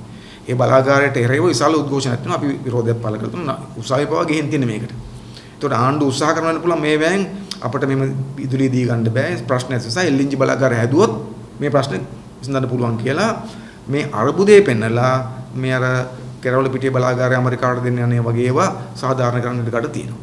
තෙල් ටැංකි විකුණන ඒවා සාධාරණ කරන්න ඉඩ තියෙනවා. නමුත් අපි කියන්නේ ඒවා අපේ රටෙන් කරගන්න ඕන දේවල්. මොනම හේතුවක් නිසාවත් රටක බලශක්ති ක්ෂේත්‍රය විදේශ රටවල් අතර යන එක වැරදි. එහෙම වුණොත් එම් අපේ රටේ ස්වෛරීත්වය නැති වෙන ස්වාධීනත්වයේ ජාතික ආරක්ෂාව කියන ඔක්කොම නැති වෙනවා. හැබැයි ආණ්ඩුව එක පැත්තෙන් ගත්තොත් මේක කෑල්ල විකුණනවා. ගිවිසුම් ගහගෙන අනිත් පැත්තෙන් ගත්තාන් පස්සේ අරමුණක් නැතුව වැඩ කරනවා, ඉලක්කයක් නැතුව වැඩ කරනවා, දැක්මක් නැතුව වැඩ කරනවා, එදා වේල ගත කරගන්න වැඩ කරනවා, පම්පෝරි කයිවාරු ගහනවා. හැබැයි අවසාන ගත්තොත් ප්‍රතිඵලෙ මොකද්ද? රට වැටෙනවා. රට වැටලා තියෙන්නේ. රට වැටලා තියෙන ලැජ්ජා හිතන මට්ටමකට රට වැටලා තියෙන්නේ. අද සංචාර ව්‍යාපාරය දැන් යන්තම් පටන් ගන්න ගත්තා විතරයි. දැන් සංචාරක ලංකාවට පස්සේ මොකද තියෙන්නේ? කරෝලේ ඉන්නද? හෝටල් වල. ඒතර හෝටල් වල වායු සමීකරණ කරපු ලොකු හෝටල්. ඊට පස්සේ ඒවා ඊට පස්සේ විදුලි ජනක යන්ත්‍රයෙන් දුවන්න ගත්තොත් එහෙම විශාල විදුලි ජනක යන්ත්‍ර වුණා. ඒවට තෙල්කෝ. නිසා මේකේ මුළු පද්ධතියම බිඳ වැටීමට හේතු වෙන තෙල් හා විදුලිය සම්බන්ධ ප්‍රශ්න පිළිබඳව ආණ්ඩුව මීට වඩා වගකීම් සම්පන්න වැඩ කළ යුතු තිබුණා. එimhe වැඩ කළේ නැහැ. ඒ නිසා අපි දකින්නේ දැන් ආණ්ඩුව පෙන්ලා තියෙන මොකද්ද? ජනතාවට කන්න දෙන්නත් බෑ, බෙහෙත් ටික දෙන්නත් බෑ, බඩු මිල අඩු කරන්නත් බෑ, ආල් දෙන්නත් බෑ. විතරක් නෙවෙයි අඩු ගානේ තෙල් ටික විදුලිය දෙන්නත් බෑ කියන කොප්පු කරලා තියෙන නිසා රට කලුවරේ ජනතාව බඩගින්න තියලා රට කලුවරේ තියලා වාහන මග නවත්තන මට්ටමට ගෙන තියෙන්නේ. ඉතින් මේක තවදුරටත් දරාගත සිටු නිසා අපි ජනතාවට කියනවා මීට එරේ වහඬ නගන්න, ඔබේ අයිති ඉල්ලන්න. විතරක් නෙවෙයි මේගොල්ලෝ දෙගොල්ලොම එකයි මේ වැඩේ කරන්නේ. නිසා අපි ජනතාවට කියන දේ මේ දෙකම ඉවත් කරලා සලස්මක් දැක්මක් සහිතව අපේ රටේ ප්‍රශ්න විසඳ ගන්න සමත් පාලනයක් හදන්න අපි ඔක්කොම එකතු වෙන්න ඕන. ඒ තීන්දුව ගමු. අපි දැන් නැතුව මේගොල්ලන්ට අපි කතා කරලා හොඳනවා කියලා දෙල වැඩක් වෙන්නේ නැහැ. ඒ නිසා එසේකලු තියෙනවා. අපි ආණ්ඩුවට බල කරනවා පම්පෝරේ කයිවවරු නවත්තන්න. අපිට දුක කියන ලෑස්ති වෙන්න එපා. ඔබට බලය දීලා තියෙන්නේ මේ ප්‍රශ්න නිසා වහම ජනතාවගේ මේ අත්‍යවශ්‍ය අවශ්‍යතා ඉටු කිරීම සඳහා පියවර ගන්න. තෙල් මිල වැඩි කරන්න එපා. විදුලිය තෙල් ජනතාවට අඛණ්ඩව ලබා දීම සඳහා මැදිහත් වෙන කෙනෙක් බලපෑම කරනවා. ජනතාවට කියනවා මේ ආණ්ඩුත් එක්ක තවදුරටත් මේ ගමන යන්න බෑ. නිසා රට ගොඩ අරගෙන රට නිවරදිව ඉස්සරහට ගෙන යන්න ජනතාවගේ මූලික ප්‍රශ්න තන්න අපි අලුත් දේශපාලන ගමනක් සඳහා එකතු වෙන ඉල්ලීමක් අපි කරනවා. ගන්නේ ඩොලර්ස් වල. දැන් අපේ රටේ මේ වසංගතයේ ඒ කාලේ ඩොලර්ස් තිබුණානේ.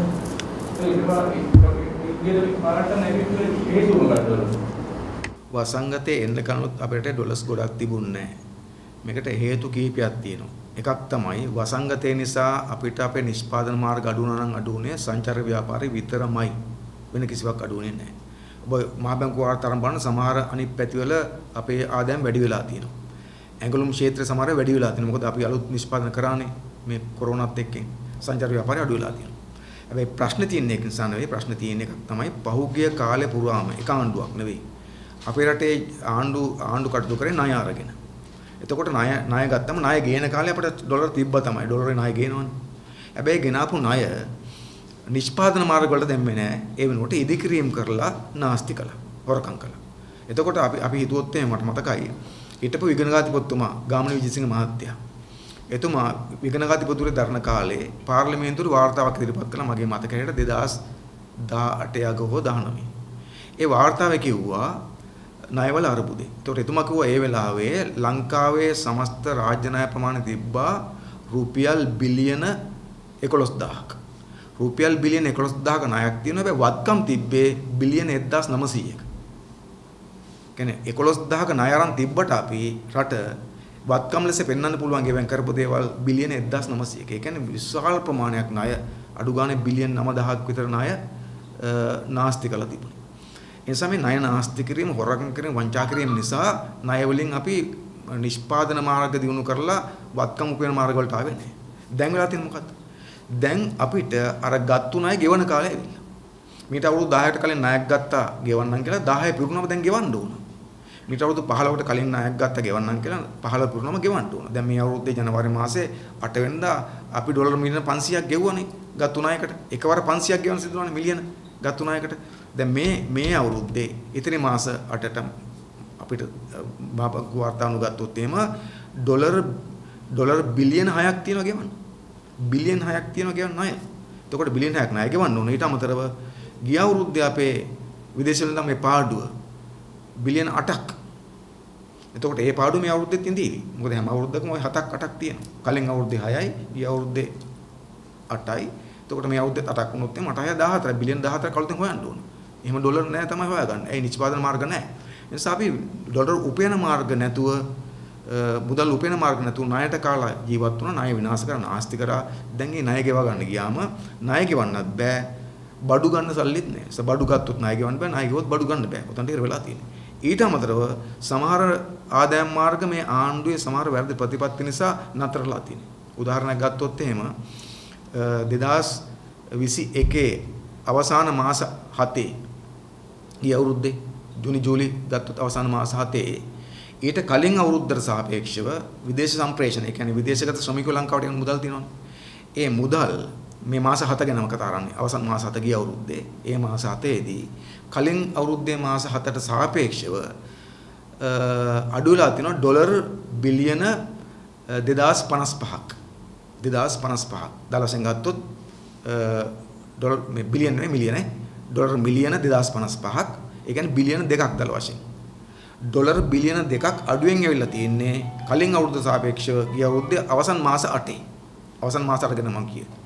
එතකොට ඒ අවසන් මාස 8 කලින් අවුරුද්ද සාපේක්ෂව අපිට අඩු වෙච්ච බිලියන 2 ආවනම් එහෙනම් අපිට මිලියන 500 බිලියන 2ක් කියලා කියන්නේ මිලියන 2000ක්. එහෙනම් අපිට මිලියන 500ක තෙල් වලට ණය ගන්න ඕනේ නැහැ ඉන්දියාවේ. අපිට ඕස්ට්‍රේලියාවේ මිලියන 200ක් ණය ඉල්ලන්න ඕනේ නැහැ බඩු ගන්න. අපිට පාකිස්තානයේ මිලියන 200ක් ණය ඉල්ලන්න ඕනේ නැහැ බඩු ගන්න. සිමෙන්ති හාලුයි ගන්න. ඒ ඔක්කොම එකතු වුණාම මිලියන 900යි. තවත් 1100ක් ඉතුරුත් වෙනවා. හැබැයි අර සල්ලි ආවේ නැහැ. එන්නේ නැත්තේ. හේතුව තමයි මොකද? විදේශික ශ්‍රමික ලංකාවට සල්ලි එවන්නේ නැහැ. එවන්නේ නැත්තේ ඇයි? ඒගොල්ලන්ට ඩොලරයකට ගෙවන ගාණ පුංචි. ආණ්ඩුවේ නිල ගාණ ඩොලරයකට ගෙවන කීයද? රුපියල් 200ක් විතර. ආණ්ඩුවක 10ක් වැඩිපුර දෙන්නම් කියලා. 210 කියන්නකෝ. හැබැයි බ්ලැක් මාකට් තියෙනවා 240යි. එතකොට විවෘත වෙන්න පුළුවන් 240ට දෙන්න පුළුවන් කම තියෙද්දි ආණ්ඩුවට 210ට දෙන්නේ කවුද? දෙන්නේ නැහැ. නිසා යවන්නේ නැහැ ඒගොල්ලෝ. අනිත් පැත්තෙන් ගත්තාම ඒගොල්ලෝ හිතනවා ඒවන සල්ලි නාස්ති කරන ආණ්ඩුව කියලා. ඒ නිසා අඩු ගානේ ඩොලර් ඒගොල්ලෝ ඒවන ඩොලර් එකට හරි මිලක් දුන්නොත් ඩොලර් එවයි ඒගොල්ලෝ. ඒ නිසා මේ තියෙන ඩොලරට ඉගෙන ගන්න බැරි ආණ්ඩුවක් මේක. ඩොලර් හම්බ කරන්නේ නැති ආණ්ඩුවක් මේක. හම්බ කරන මාර්ග වහනවා මේගොල්ලෝ. දැන් ඩොලර් උපයන මාර්ග තමයි අපිට වරාය කියලා කියන්නේ. දැන් කොළඹ වරායට කරන්න ඕනේ බලන්නකෝ. කොළඹ වරායේ අපි සතුව තියෙන ලොකු ජැටිය නැගෙනහිර ජැටිය. ඒක සංවර්ධනය කරගෙන නවත්තලා බටහිර ජැටියක් හදනවා අදානිට. ඉන්දියාවේ අදානි ගෲප් එකට. ඒතකොට අදානිගේ ජැටිය ලොකුට හදාගත්තොත් එතකොට ඒකට ලොකුම නැවුටක එන්න ගත්තොත් එහෙම මොකද සිද්ධලා තියෙන්නේ අපට ලැබෙන මුදල් ප්‍රමාණය තව අඩු වෙනවා. ඔක තමයි ඒ නිසා මේ ඩොලර් නාස්තිත් කරනවා ඩොලර් ලැබෙන මාර්ග වහගනිමින් ඉන්නේ. ඉතින් තෙල් ටැංකි කියන්නේ වටින සම්පතක් අපිට. ඒක නැති කරගනිමින් යනවා. ඒක නිසා ඒ කියන්නේ දැක්මක් සලස්සක් නැතුව කරපු දේ ලොකුම දේ තමයි අපිට නිෂ්පාදන ආර්ථිකයක් වෙනකොට ණයට කන ආර්ථිකයක් අපේ රටේ තිබුණා. ඕක තමයි මේ අරබුදේ ප්‍රධානම හේතුව. ඒකත් එක තමයි මේ ඩොලර් අරබුදට අපි ඇවිත් තියෙන්නේ. දැන් ඔය කියන ආකාරයට අපි මෙච්චර ණය ප්‍රමාණයක් ගෙවන්න තියෙනවා. දැන් අපිට ගෙවා ගන්න කිසි නෙට් ක්‍රමයකට තමයි මේ විදිහට. ඔව්. දැන් නොගෙවන්න උනොත් එහෙම මොකක්ද අපිට වෙන්නේ? නොගෙවන්න උනොත් අපි රේටින් වල පහළට වැටෙනවා. බ්ලැක් ලිස්ට් වෙනවා. කිසිම රටක් අපිට ණය දෙන්නේ නැතුව යනවා. එතකොට අපිට ওই බඩු ගන්නවත් ණය ටිකක් ගන්න බැරි වෙනවා. ඉතින් ඊට පස්සේ ගෙවන්න මොනවා හරි විකුණන්න වෙනවා.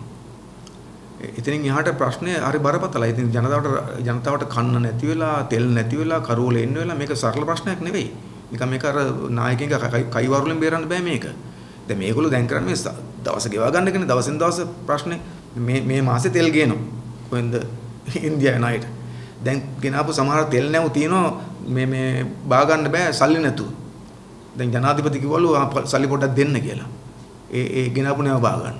එතකොට තෙල් නැවක් ගෑනලා වරාය තියන් ඉන්නවා බා ගන්න විදියක් නෑ සල්ලි නැතුව. ඒ විතරක් නෙවෙයි මම හිතන්නේ ඔබ දකින්නේ නැති පොකුදසල වාර්තා තිබුණා. දැන් ওই ගණන් වෙනස් වෙනවා. මම පොකුදසක වාර්තාවක් තිබ්බා කොළඹ වරායේ ලංකාවට අත්‍යවශ්‍ය භාණ්ඩ ගෙනාපු කන්ටේනර් 2000කට වැඩි තියෙනවා කියලා මුදා ගන්න බැරුව.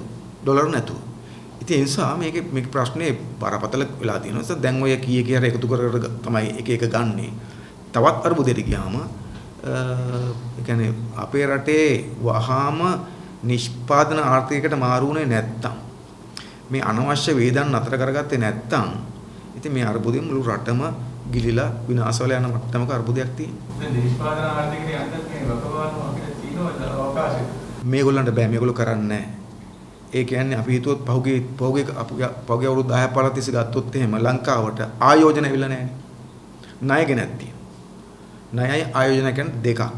ආයෝජනයක් ආවොතින් ඒක අපි ආපහු ගෙවන්න ඕනේ නැහැ. ඒගොල්ලෝ මේ කිසියම් මුදලක් උපයලා අපිට යමක් ඉතුරු වෙනවා. ආයෝජන එන්නේ නැත්තේ එන්නේ නැත්තේ මේ හැම ආණ්ඩුවකම ඇමතිවරුන්ගේ සිට ලොක්කො ජනාධිපතිලා දක්වාම ලංකාවට ආයෝජනයක් එද්දි ඉල්ලන පගාව ලොකු එකක්. සිට 25ක් පගා ඉල්ලනවා. ඒක තමයි ඇත්ත. ඒ නිසා ආයෝජන ලංකාවට එන්නේ නැහැ. මේ හොරා කන සල්ලි පොදි ගහන වගකීමක් නැති දැක්මක් නැති රට ගැන ආදරයක් නැති මිනිසු ගැන ආදරයක් නැති පාලකයන් සහ පාලනයන්ට මේ ප්‍රශ්න විසඳන්න බෑ. ඒ නිසා දැන් අපි කිව්වම මේගොල්ලෝ හිට පරගන්න නිෂ්පාදන ආර්ථිකයක් නැහැ. දැන් මේ ප්‍රශ්න මත දැන් මෙතරම් අර්බුදයක් තියෙද්දී අපිට විදේශ විනිමය ගෙනාපු ඩොලර් රුපියපු කර්මාන්තයක් වැටලා මොකද ඒ කර්මාන්තේ 40%කින් වැටිලා. ඒත් ඒ කර්මාන්තේ වැටුනේ. තේ කර්මාන්තේ වැටුනේ මේ ජනාධිපතිතුමා ගෙනාපු මේ කාබනික ප්‍රතිපත්ති නිසා. කාබනික පොර දාලා තේ වගා කරන්න බෑ. දැන් තේ කර්මාන්තේ වැටිලා. ඊයේ ප්‍රතිතුමා ගාල්ලේ ගියා. මිනිස්සු ජනතාව වට කරගත්තානේ. ජනතාවක ජනාධිපතිතුමනි තේ කර්මාන්තේ වැටලා තියෙන තේ නිෂ්පාදන අඩුයි අමු මේ දලු කඩන්න බෑ අඩුවකට පස්සේ අහනවා ඇයි අවුරුදු දෙකකට කලින් නිකන් පොර දුන්නා නේද? ඉතින් ඒ පොර වලින් දැන් දලු වෙන්න ඕනනේ. ඉතින් ජනාධිපති තත්ත්වය ඔය. ජනාධිපති හිතන් ඉන්නවා මීට අවුරුදු දෙකකට කලින් දීපු පොර වලින් දැන් දලු වෙනවා කියලා. ඉතින් රට යන්නේ කොහෙටද? ඒක අපි කියන්නේ මේ සිස්ටම් එකටයි මේ පාලකයන්ටයි මේක ගොඩ ගන්න බෑ. ඒගොල්ලෝ තියෙන නිෂ්පාදන මාර්ගات විනාශ කරනවා මිසක් ඒවා දිනු කරන්නේ. දැන් මේ විදුලි අර්බුදය ගැන ඔබතුමා සඳහන් කරන ගමන් මහජන උපයෝගිතා කොමිසම ගැන සඳහන් කළා. දැන් විදුලිය කැපීගෙන යනවා. සමහර තැන්වල පැය 3ක් කැපෙනවා, සමහර තැන්වල පැය 2යි, එකතු කරාම පැය 5ක් විතර සමහර තැන්වලට කපනවා. ඊ රාත්‍රියේ අපි ගණනය කළ වෙලම පැය 5ක් විතර කැපිලා. දැන් මේක මේ විදුලි බල මණ්ඩලය කැපුවත් කවුරු කැපුවත් විදුලිය නැහැනේ. දැන් මහජන උපයෝගිතා කොමිසම මේක කපන්න කියලා කිව්වට පස්සේ අර අර්බුදය අර දුෂ්කරතාවය නිකන් නැහැ වගේද ජනතාවට තියෙන්නේ. දෙකම එකයි නේද? කොහොම කැපුවත් ජනතාව අසරණ වෙලා. එතකොට මේ මහජන උපයෝගිතා කොමිසම කියනවා නම් හරි දැන් කපන්න. තව පැය 4ක් කපන්න කියලා කිව්වම ඒක ගැටලුවක් නැද්ද? අර දුෂ්කරතාවේ නැද්ද ජනතාවට අර පීඩාව නැද්ද? මොකද්ද මේ ක්‍රමේ? ඔව් ඇත්තටම ගත්තොත් මේ ආයතන තීරුමක් නැති ආයතන බවට පත් වෙලා තියෙනවා. ඒ කියන්නේ මහජන විපිතා කොමිසම කියන එක පත් කරේම ජනතාවගේ අවශ්‍යතාවයන් අඛණ්ඩව සපයන්නනේ. හැබැයි මේ වගේ ප්‍රශ්නයකදී ඒගොල්ලෝ මොකද කරන්නේ? දැන් මහජන විපිතා කොමිසම දැන් කිව්වොත් විදුලි බල මණ්ඩලයට නෑ ලයිට් කපන අවස්ථාව දෙන්න බෑ කපන්න එපා. නොකපින්න පුළුවන්ද? ජෙනරේටර් දුවන්නේ නැත්තම් ජල විදුලි නැත්තම් ඉතින් කැපෙයි. නිකන් බින්ද වැටේ. නිසා කපනවා. ඉතින් මහජන කොමිසම දැන් කරන්නේ මොකක්ද දන්නවද? විදුලි බල මණ්ඩලය කිව්වට පස්සේ කොමිෂන් එකට අපිට අද මේ ඉදිරි සතියේ පැය 5ක් කපනවා ගම ඒක ඒගොල්ලෝ එනවුන්ස් කරනවා නිවේදනය කරනවා. ඒ කියන්නේ මේ විදුලි බල මණ්ඩලයේ විදුලිය කැපීමේ පණිවිඩය ජනතාවට දෙන ආයතන බවටපත් වෙලා මහජන විපිතා කොමිසම. ඉතින් ඒක ඒගොල්ලෝ කිව්වත් එක විදුලි බල මණ්ඩලයෙන් කිව්වත් එකයි. දෙකම එකයි අපිට. ඒ නිසා දැන් මෙතන මහජන විපිතා කොමිසමට කිසිම කාර්යභාරයක් නැති වෙලා තියෙන්නේ. නිකන් බොරු නේද? බොරුවට කිව්වා අපි කපන්න දෙන්නේ නැහැ කියලා කිව්වා. එහෙම බෑ. තෙල් නැත්තම් තෙල් බෙදන්න බෑනේ. දැන් හිතන්නකො උපයෝගත කොමිසම කිව්වොත් එහෙම තෙල් අකණ්ඩව සපයන්න. ඉතින් සපයන්න බෑ. තෙල් නමක් එළු තියෙන රට ගත්තේ නැත්නම් සපයන්න බෑ.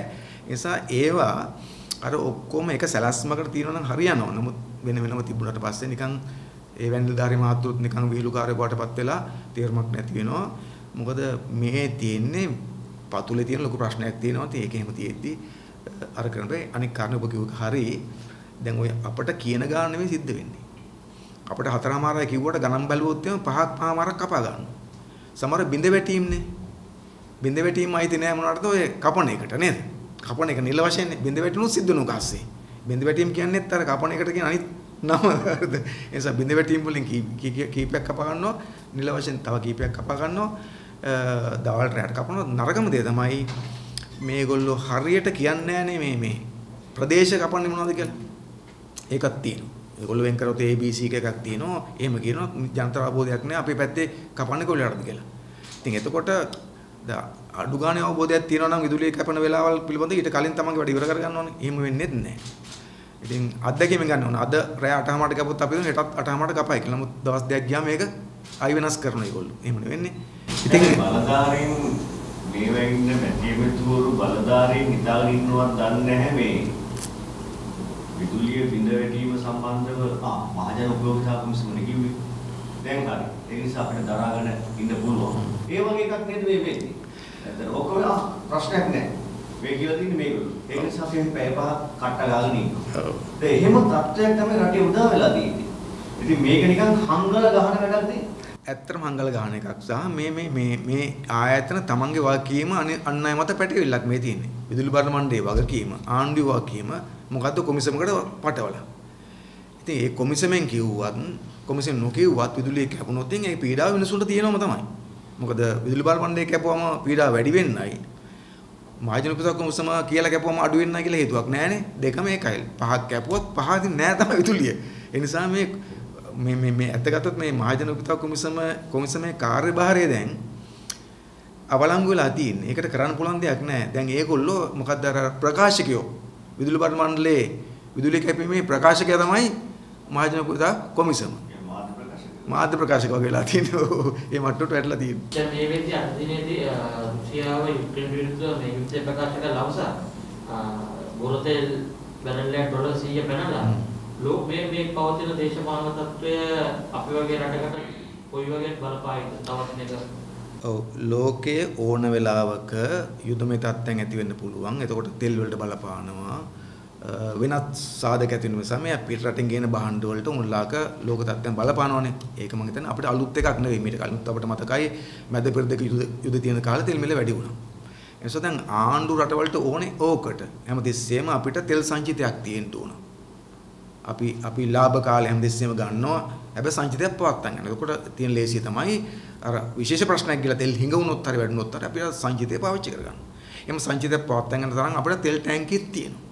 එතකොට ආණ්ඩුවක් කළ යුතු ලාභ කාලේ තෙල් මිල අඩු වුණානේ බැරල් එකක් 20 ගණන් වලට අඩු වෙච්ච කාලේ තෙල් ගණන්ල ගබඩා කරගත්තා නම් සල්ලි පිච්ච කාලේ එතකොට ඒ තෙල් පාවිච්චි කරනකොට අපි දවසේ තෙල් මිල දී ගත්තා නම් එතකොට අරබුදයක් ආවම අපි ඒක පාවිච්චි කරනවා.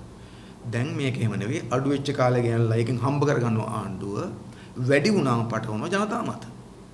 අඩු වුණාම ආණ්ඩුවට හම්බ කරගන්නවා වැඩි වුණාම ජනතාව මත පටවනවා. ඊට පස්සේ අපිට ඒකට හේතුව කියන මොකද්ද අපිට කරන්න දෙයක් නැහැ. අපිට කරන්න දෙයක් නැහැ රුසියාව යුක්‍රේනෙත් එක්කෙන් ගැටුමක. ඒ නිසා මේ ප්‍රශ්නේ මතුවලා කියලා. ඉතින් අපි දන්න ওই ගැටුම හැමදාම තියෙන එකකුත් නෙමෙයි වෙන්න පුළුවන්. ඉතින් අපි කියන්නේ රටකට ආණ්ඩුවක් ඕනේ මේ වගේ ප්‍රශ්න වෙනවා කියන දුරදික දැකලා ඒවට සූදානමක ඉන්න. මේ සූදානම අපේ ගෙවල් වල නම් තියෙනවා. නේද? ගෙවල් වල තියෙනවානේ. දැන් ඔය හිතන්නකෝ දැන් මේ සමහර රක්ෂණයක් ගන්නයයි. අසනීප නැති කට්ටිය රක්ෂණයක් ගන්න ඕනේ. අසනීප වුණාම බෙහෙත් ගන්න කියලා. එහෙම තියෙනවනේ නේ. අපි ගෙවල් ගත්තමත් ඔය කීයක් හරි අයින් කරලා තියෙන රත්තරන් බඩුවක් කරන් තියා තියන්නේයි. රත්තරන් බඩුව සමහරු ගන්නේ පළඳින නෙවෙයි. මොකක්ද? හදිසියක් වුණාම උගස් තියා ගන්නවත් තියෙනවා කියලා නේ. ඒ නිසා ගෙවල් වල පවා නිකන් හදිසියකදී පාවිච්චි කර ගැනීමට යමක් තියා ගන්නවා.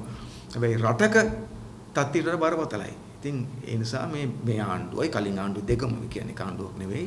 එහෙම දුරදිග ඉතල වැඩ කරේ නැති, එහෙම වැඩ කරන්නේ නැති ඒවලට එහෙම ඕනකමක් නෑ. අවුරුදු 5කට ඒගොල්ලෝ එන්නේ. ඉතින් අවුරුදු 5 ඒගොල්ලන්ට ලොකු වැඩක් තියෙනවා. හම්බ කරගන්න එක. නිසා ඒකට ලොකු අවධානයක් යොදුවට පස්සේ නැත්නම් කරන්න වෙලාවක් නෑ. ඉතින් ඒගොල්ලෝ දන්නවා මේ 5 හම්බ කරගෙන ගියාම අවුලක් නෑ. ආයෙත් ඊළඟ 5 ගාපුවා වෙන්න පුළුවන් කියලා. එහෙම යන්නේ. ඉතින් ඒකත් එක තමයි මේ අරුබුදේ තියෙන්නේ. නායකතුමාට දැන් මේ කාල සම්බන්ධයෙන් හොඳ විසඳුමක් තියෙනවා මේක විසඳන්න. එතුමා කියන්නේ මේ ඡන්දයක් තියලා එතුමාට බලය දෙන්න මේ සියල්ලම වුන්ට විසඳීමේ හැකියාව තියෙනවා කියලා. ඔබතුමාලා කොහොමද හිතන්නේ මේ කාරණා සම්බන්ධව? දැන් අපේ රටේ තියෙන විශේෂයක් නෝකම විපක්ෂයෙන් දැද්දි විසඳුම් තියෙනවානේ. දැන් මහින්ද රාජපක්ෂ මහත්තයා ප්‍රශ්නාවලිය කියන්නේ. එතකොට කොහොමද? එතකොට මහින්ද රාජපක්ෂ මහත්තයාට මේ හැම ප්‍රශ්නෙටම විසඳුම් මාර තොගයක් තිබ්බා. අපිට දෙන්න අපි කරන්නම් කියලා. බලය ගත්තට පස්සේ ඔක්කොම වාෂ්ප වෙලා යනවා. හොයාගන්න බැරි වෙනවා. බලේ ඉන්න කාල සයිස් මහත්තයාට විසඳුම් තිබුණේ නැහැ. දැන් විපක්ෂතාවම දැන් සයිස් මහත්තයාට තියෙන විසඳුම් අපිට ආණ්ඩුවක් තියන්න, ඡන්දේ තියන්න, ආණ්ඩුව අපිට දෙන්න. අපි විසඳන්නම්. මොකද්ද? අපි එක රැයෙන් තෙල් මවන්නම්. එක රැයෙන් විදුලිය දෙන්නම්. එහෙම කතා තියෙනවා. හැබැයි බලය ගත්තට පස්සේ ඒක නැති වෙන නිසා අපි කියන්නේ ජනතාවට ඔය විපක්ෂයේ ඉන්නකොට විසඳුම් ගැන කතා කරන මහත්තුරු ගැන විශ්වාස ගන්න එපා. ඒගොල්ලෝ ආණ්ඩුවෙන් දෙද්දි කරේ මොකද්ද කියලා හොයලා බලන්න. සයිත් මහත්තයලා ආණ්ඩුවේ ඉන්න කාලේ තමයි විදුලි ප්‍රශ්නයට විසඳුම් හොයන්න මේ කමිටුපත් කරලා එකක්වත් ක්‍රියාවට නගන්න නැතුව තිබුණේ. සයිත් මහත්තයලා ආණ්ඩුවේ ඉන්න කාලේ තමයි ණය අරගෙන මේ ණය ගොඩ ගැහුනේ. ඒ නිසා මේ සයිත් මහත්තයලා, රනිල් මහත්තයලා, මහින්ද රාජපක්ෂ මහත්තයලා ඔය හැම මහත්තුරුම හවුලේ ආපු දේශපාලන ආර්ථික ගමනක ප්‍රතිඵල මේ අපි භුක්ති විඳින්නේ. ඒ නිසා කිසි මහත්යෙකුට මේක නිදහස් වෙන්න බෑ. මේකට පාලනය කරපො. ඉතින් අපි ජනතාවට කියන්නේ නිසා ඔය අර විපක්ෂින් දෙද්දි මැජික් පෙන්වන මහත්තුරු ගැන පරිස්සම් වෙන්න. මැජික් මේකට නෑ. සයිත් මහත්තයන් අහන්නකො කොහොමද ප්‍රශ්න දාන්න කියලා මොකද්ද උත්තරේ කියලා. එහෙම නෑ. ඒ නිසා අපි කාටවත් කියන්න පුළුවන් නම් කයිවාරුවට අපට දෙන්නකො අපි කරලා පෙන්නන්නම් කියලා. එහෙම දීලා තමයි දැන් ওই ජනතාවට මේ කරේ වැඩේ සිද්ධ වෙලා තියෙන්නේ. රාජ්‍ය මේ හැමදේම නෑ කියලා ජනතාවට කිව්වා.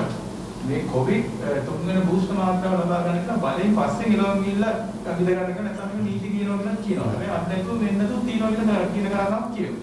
මෙහෙමයි. අපිට තියෙන අපි වෛද්‍යවරු නෙවෙයි.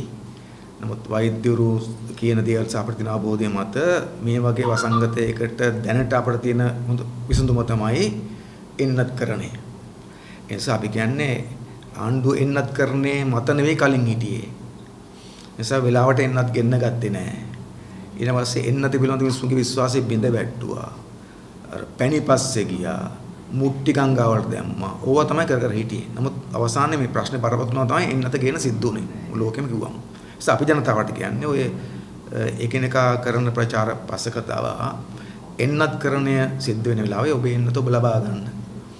ඒක ආණ්ඩුවක වගකීමක්. ආණ්ඩුව අනිවාර්යෙන් කරන්න ඕන එක. අපිට තියෙන එකම ප්‍රේ තමයි ආණ්ඩුවක හරියට කරේ නැති ප්‍රශ්නේ. හරියට කරා නම් මේ වෙනකොට එන්නත්කරණය අපේ රටේ අවසන් කරලා තියන් තිබ්බා.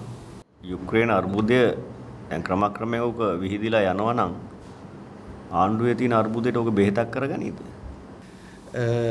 අපි හිතන්නේ නැහැ ආණ්ඩුවේ තියෙන අර්බුදයට යුක්‍රේන අර්බුදේ බෙහෙතක් කරගන්න පුළුවන්කමද? ඒ ප්‍රශ්නේ වගේ ඉන්න ගන්න විදියක් නෑ. ඒ වගේ එකකුත් ඔව්. ඒ කියන්නේ ආණ්ඩුව උත්සාහ කරાવી තෙල් මිල වැඩිවීම සාධාරණ කර ගැනීමට මේක පාවිච්චි කරන්නේ. තෙල් මිල වැඩිවීම සාධාරණ කරගන්න. දැන් ඩොලර් 100යිනේ අද ප්‍රවෘත්තිය නේ. අර බෙන්ට් එකේ බොරතෙල් ඩොලර් 100 වෙලා තියෙනවා. ඒ නිසා මේ තෙල් මිල වැඩි කිරීම සාධාරණ කරගන්න මේක පාවිච්චි කරා. නමුත් තෙල් හිඟේට මේක පාවිච්චි කරන්න බෑ. මොකද තෙල් තියෙන ඕන තරම් වෙළඳ පොලේ ගන්න. තෙල් හිඟ වෙන්නේ නැහැ. විදුලි ප්‍රශ්නෙට මේක පාවිච්චි කරන්න බෑ. අපේ රටේ සහල් ලිංගයක් එනවා ඒකට මේක පාවිච්චි කරන්න බෑ. දැන් අපේ රටේ හාල් ලිංගයක් එන්නේ යුක්‍රේන අර්බුද නිසා නෙවෙයිනේ. මේ කාබනික පොර ප්‍රශ්න නිසානේ.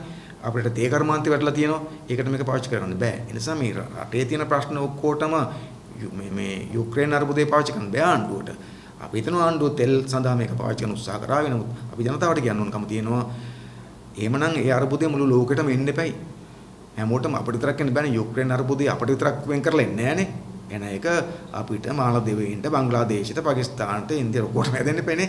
ඒ නිසා මේ වෙන රටක තියෙන අර්බුදේ පෙන්නලා ඒ තමන්ගේ බැරිකම වහගන්න උත්සාහ කරනවා නම් ඒක පිළිගන්න එපා කියලා අපි ජනතාවගෙන් ඉල්ලනවා.